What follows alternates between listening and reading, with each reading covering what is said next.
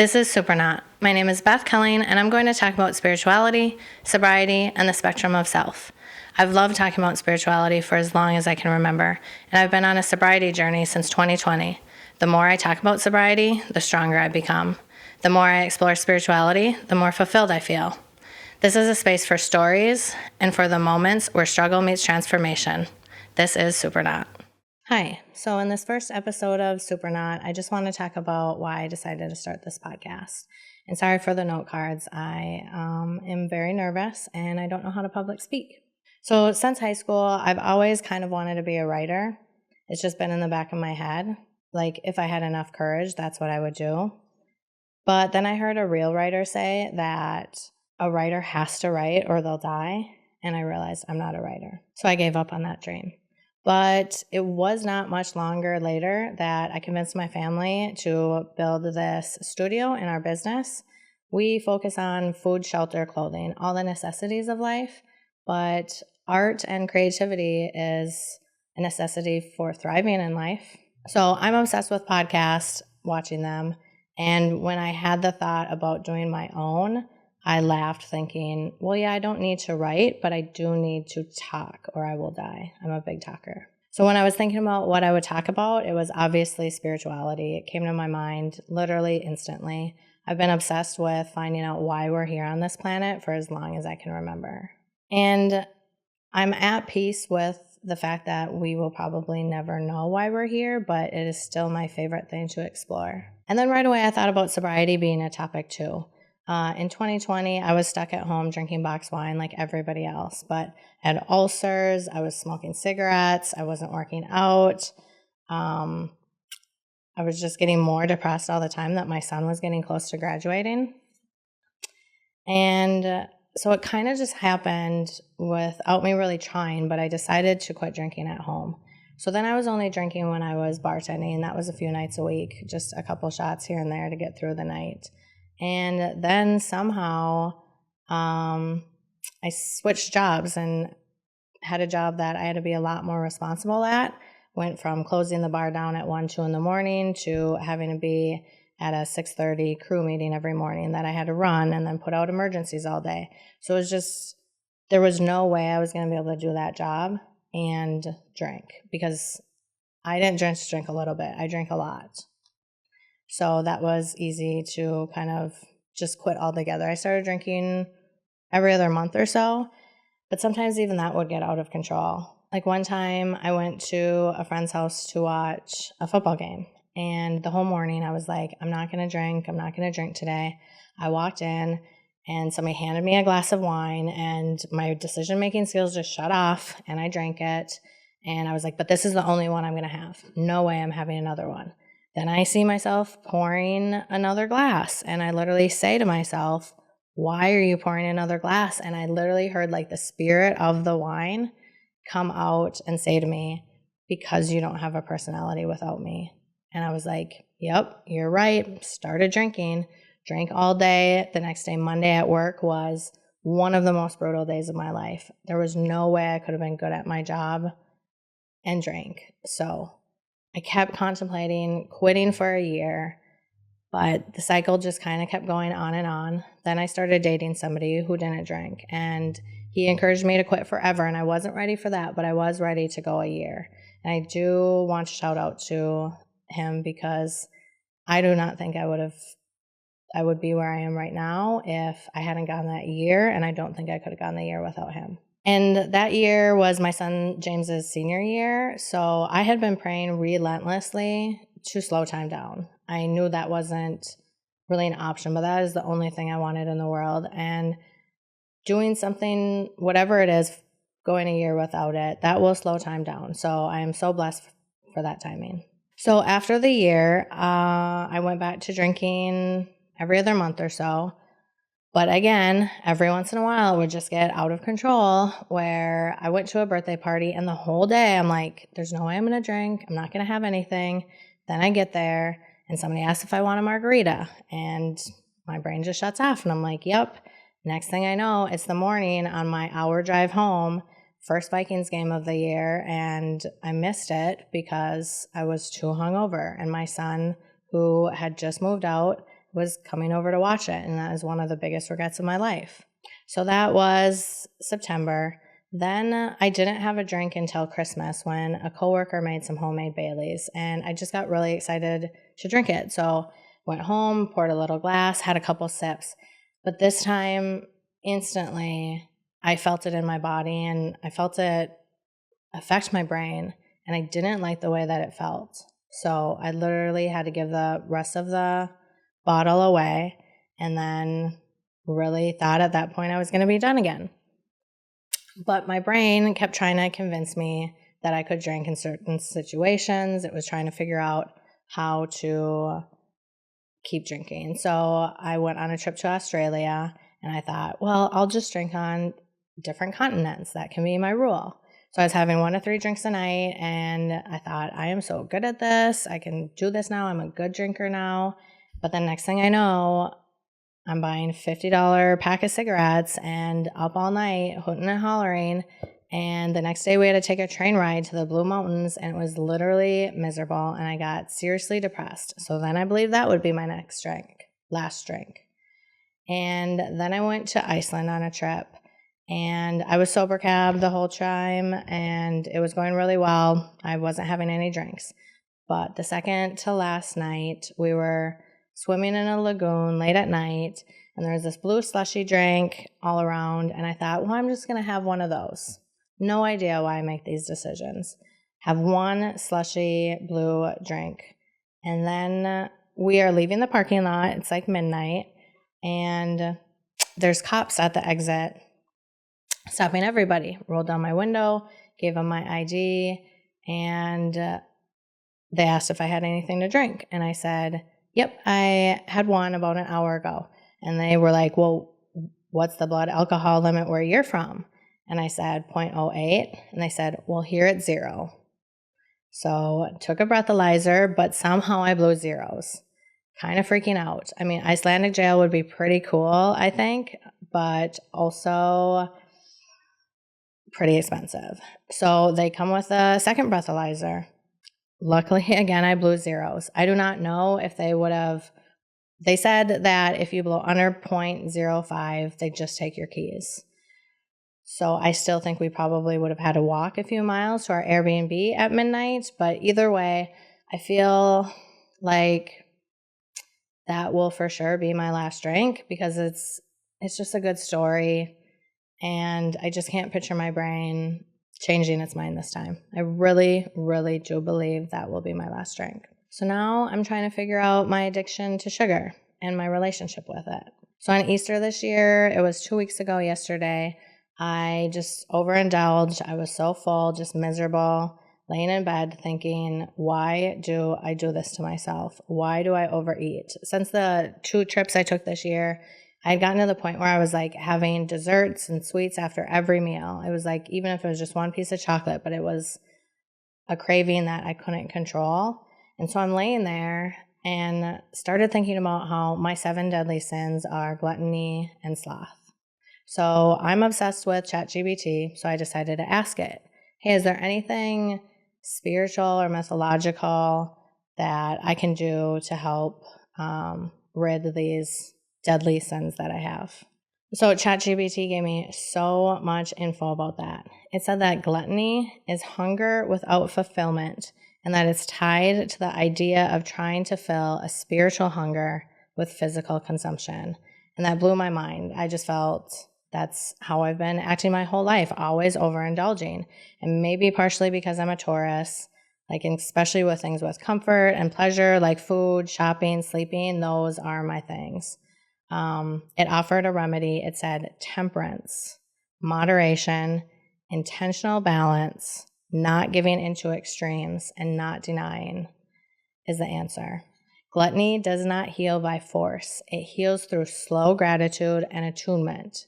What is my body actually asking for? What am I trying to feel? And I remembered that I've been waking up with my teeth really sore for the last couple weeks. And it hit me that it was some kind of sign trying to tell me that I needed to do something about my sugar addiction. It had been coming for a long time. This was all leading up to this decision. So it said that the ritual is, may I nourish, ask the food, or say to the food, may I nourish what is truly hungry in me. Eat with presence, light a candle, make food sacred, not sinful. So then I looked up the sloth, and it's the dream drainer. It isn't laziness. It's a spiritual heaviness that keeps you from engaging with life. It shows up as scrolling, zoning out, numbing, and pairs with gluttony. The mythological archetype is lotus eaters from Homer's Odyssey. They eat the lotus flower and fall into a dreamy, forgetful stupor, forgetting their purpose and wanting to stay in the haze forever. That made so much sense to me too. I'm still trying to figure out my relationship with cannabis, but not right now, one thing at a time. So the spiritual remedy is purpose plus movement. What would make me feel alive today? Even the smallest movement can crack the shell. Even something for 5 minutes, and also saying, I choose life. I just kept thinking I didn't want to waste another summer not feeling good about myself. I've tried every diet that's ever existed, and I've never felt comfortable in my own skin, especially since I've been drinking. So why not do something that I'm proud of? Why not change my relationship with sugar the way I did with alcohol? So I've decided to go a year with no desserts. I don't have time for a year with no sugar, like reading labels, especially like salad dressing when you go out to eat. I did Whole30 before, and for a year that just doesn't seem realistic, but no chocolate, candy, chips. Cheetos are pretty much the only chips that I eat, but also I'm going to say no to like chips and dips when you're at parties, get-togethers. Candy, I don't have a big problem with. If it's there, I'll eat a bunch of it, but I don't ever buy it. But chocolate and ice cream, cream cheese wontons was a hard one. I've had to decide if that's going to be on the list or not, because it does not feel like it's a dessert. It's like an appetizer, but yes, that is something I'm going to refrain from also. But remember, it said temperance, moderation, balance, not giving into extremes, and not denying. So my balance is that, yes, I'm going to have fruit. Yes, smoothies. Homemade popcorn so I can put olive oil and my own herbs on it. There's the Good Pop brand Freezies that have 0 sugar. They're not even that great, but I thought, yeah, once I don't feel like eating anything sweet anymore, that maybe I'll feel like those. I have like some dill pickle cashews that don't have any added sugar, like snacks like that with no added sugar I will have. Maybe some honey on toast, but no maple syrup, just because I don't eat pancakes and French toast that often, even though I really love them, but I don't want to start that habit. And the other part of the balance is that I'm going to have desserts on vacations. James wants to go to Japan next year, and I don't want to miss out on some food that I'll never get the chance to try again. I'm also addicted to new experiences, and I don't want to quit that. So I decided that on Easter Day. So in the last 2 weeks, I've been practicing. I've only had sugar 4 or 5 days. The next day after Easter was my birthday, so I had 2 birthday parties planned that I was like, well, I'm not just going to be that person and say, no, I'm not going to have any dessert. And then I had a women's wellness weekend last weekend, and the chef, Amy, is so amazing that I knew I was going to have to try something that she made. And she made tiramisu, which is one of my favorites. So that was my last dessert yesterday. Going 2 weeks with only having any sugar for 4 days was a good test. Now I feel like I can really do it. Today was hard because a coworker's birthday, somebody made rhubarb crisp, and that's one of my favorites. And I was literally like, well, I can just go one more day. It was literally just yesterday. But yesterday was May 4th, and I think Star Wars will have my back, and this was the first really hard one. I'll just be really excited to have rhubarb crisp next spring. One of the worst feelings is when somebody brings you something and you're like, oh no, I just started this diet, I can't eat that. But like now I'm saying it, so don't bring me any fun food because I'm going to say no. So one thing I realized in the last couple weeks is the days that I didn't have any sugar is the days that I overate are the days that I wanted sugar the most. So that's already something that I've learned. And so when I quit drinking, I gained a bunch of weight because I didn't replace it with anything. So what am I going to replace sugar with? And that is going to be meditating. I 4 weeks ago started a new meditation practice of sitting outside for 20 minutes and just listening to nature. I started that because a friend Todd said that, sitting outside and listening to birds and the trees will rewire your brain. And so I'm like, well, why don't I just sit outside 20 minutes? And I'm going to do that for a year as well.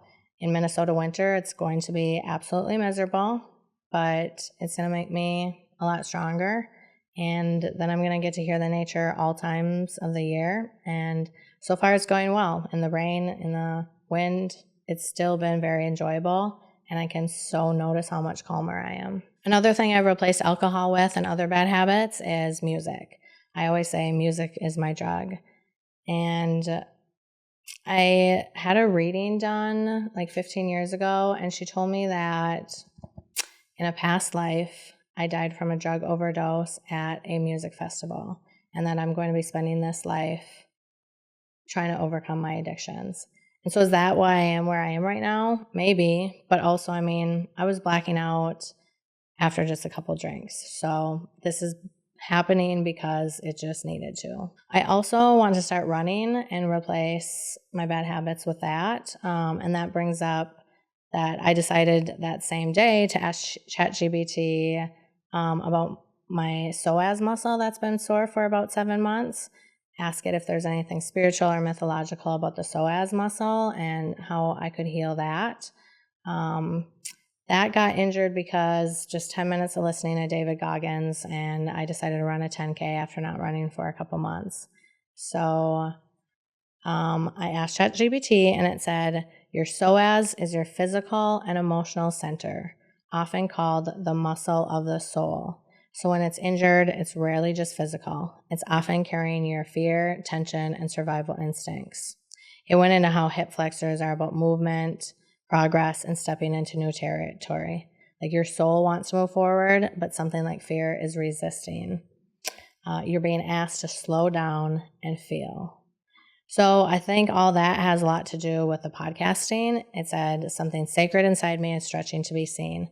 Feminine power and creativity, claiming space, voice, and desires. But also there's 2 times that I felt a shift in my psoas muscle. One was when I called and made a chiropractor appointment with a lady that I believe I was supposed to meet. I think she's a real healer. And I felt a serious shift in my hip flexor then. And the other time that I felt the shift was when I made the decision to stop having sugar. Because it's like the universe wanted me to slow down and not focus on running until I could get my food figured out and get that relationship steady. I kept thinking that running was going to solve all of my problems. Like, just putting my happiness on a future event where I think I need to learn to just be happy in the moment. So ChatGPT and I decided to call this the Sweet Surrender Year. And I was thinking maybe every year I'm going to want to do a year of nothing, like maybe a year of no social media or no TV. Even thought about no mirrors. My friend Brandon inspired that. He doesn't look in the mirror. So obviously you would run into your reflection once in a while, but covering up the mirrors in your house and intentionally not looking in the mirrors when you're washing your hands. I think I would get a lot of Botox and filler before I did that, but that's a possibility. And I started to think, what would be the hardest thing in my entire life to give up? And that answer is easy. It's blankets. Again, I'm a Taurus and I just love comfort. Sometimes I get home after work at 5 o'clock, just jump in a bed, do work from there, watch TV, hang out with my dog and cat, and I'm just in bed all night because I love blankets more than anything. So I think if I went a year without blankets, I would literally probably wail and scream and despair all night long. But then I thought, imagine what you would gain after a year with no blankets. You would just become so strong and need literally nothing. So I don't know if I'll ever do that, but that's an idea. And P.S., I'm also very open to the idea that the only reason putting sugar into my body is bad for me is because I believe that it is. If you haven't heard that concept before, we'll get into that. But right now, the issue is that I just have this really unhealthy relationship with it. So this is what I'm going to do. And I don't want to act like everybody should do that or everybody should quit drinking. Some people do have a good relationship with alcohol. I just want to talk about drinking less and not glorifying it the way that every sports game and activity makes it seem to be. Not drinking is scary. It's lonely. You feel like an outsider. Not everybody is supportive. They feel really uncomfortable. But again, I literally black out from just a couple drinks. So, and as soon as alcohol touches my lips, I'm just done for. So for me, it's just what I need to do. So when I say this podcast is about sobriety, I mean it broadly. I want to talk about all addictions, gambling, sex, overthinking, because I think overthinking is an addiction. And that brings me to the third theme of this podcast, which is spectrum of self. I didn't want to be stuck in a lane. I want to be able to talk about everything in this human experience. I'm so curious on why we do what we do. It's like the Oracle in the Matrix when she asks Neo if he wants a piece of candy. And he says, well, do you already know what I'm going to say? And she says, yes, but you didn't come here to make the decision. You came here to find out why you made the decision. So I've always ran towards what excites me. Sometimes that's very dangerous, but right now it's podcast. I've always liked TV and movies, but every night I just go home and watch podcasts. So I've gotten rid of pretty much all my other streaming services. I have a vision board I made 7 or 8 years ago, and I hung it up by my TV. It says, live healthy, be the boss of your body, wake up with more energy. And I really thought I would just slowly wake up every day believing it more and more, that it would just become my identity. But the universe works in such creative ways that I think it instead gave me this idea, the idea that I believe can change my eating habits for life. I've been striving for so long to be my best self, but Taoism teaches that the most powerful action is effortlessness and alignment with nature. So that's why I'm so excited to be meditating outside. And Zen Buddhism says that enlightenment can only be realized when the seeking stops. And psychology says that acceptance, not control, is the path to peace. So I said I couldn't do the year of no alcohol without that boyfriend. So now I'm saying it here so that I'm accountable to everyone listening, because I don't think it's just about willpower. I think it's so much more, and I'm excited to explore that. I already have so many amazing guests lined up, and I've realized in the last couple weeks that my purpose is cheering people on. I'm sure I haven't always been the best at that with my friends because I haven't been in alignment, but I've realized in the last couple of years that service is the key to happiness in this world. I truly believe that. And so I think the only way I can overcome this addiction with sugar is if I can help other people overcome their addictions. So remember, you are only one decision away from a new life. Please let me know if I can help.